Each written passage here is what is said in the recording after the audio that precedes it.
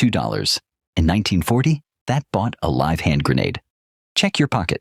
Keys, a lighter, some loose change. For the price of that change, an army bought a weapon.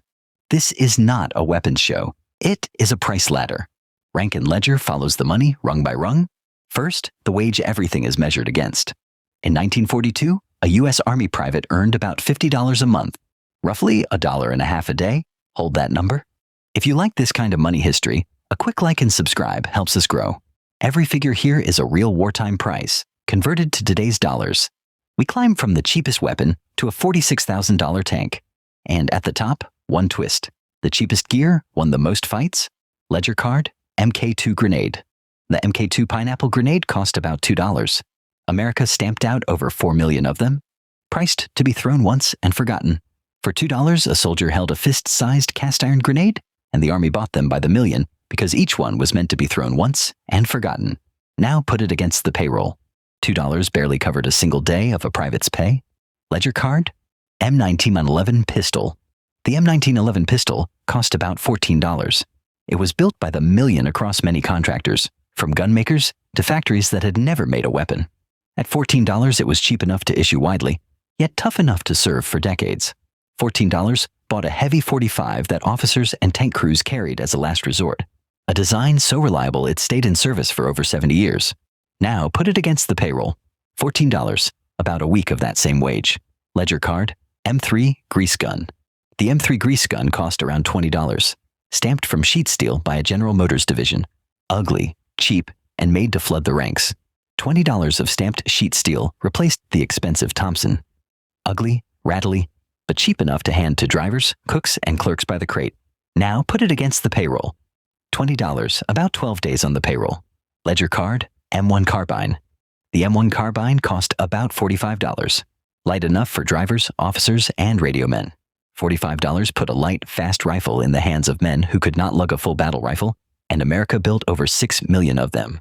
Now put it against the payroll. $45, almost a full month of pay. Ledger card, M1 Garand. The M1 Garand rifle cost roughly $85.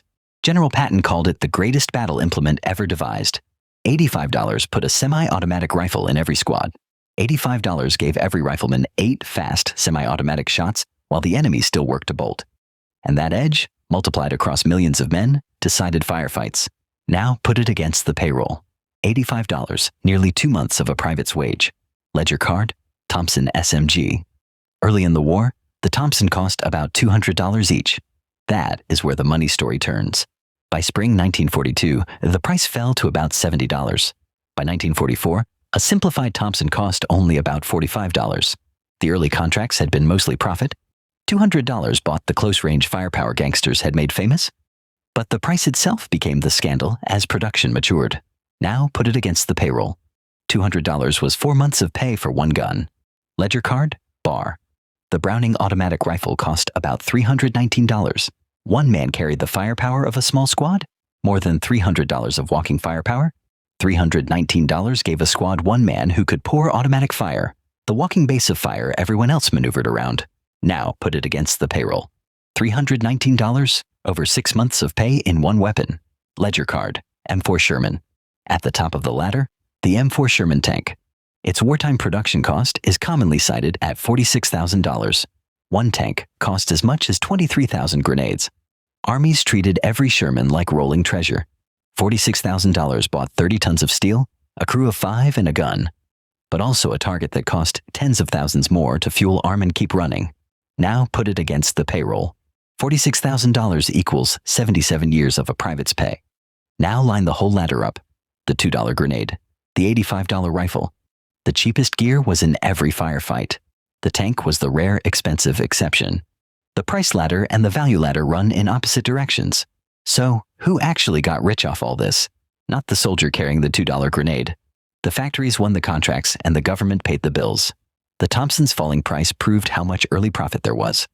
Prices were frozen, and Lend-Lease shipped gear abroad on the taxpayer's tab.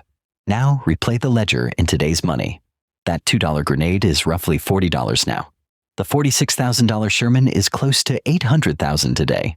The numbers grow, but the order never changes. The cheapest things on the ledger were used the most, and cost the least to replace. If you want more ledgers like this, subscribe and tell us which war to price next. Next time, how a $2 grenade rewrote the math of war. And if this ledger held you to the end, a like and subscribe genuinely helps us grow. Ledger closed.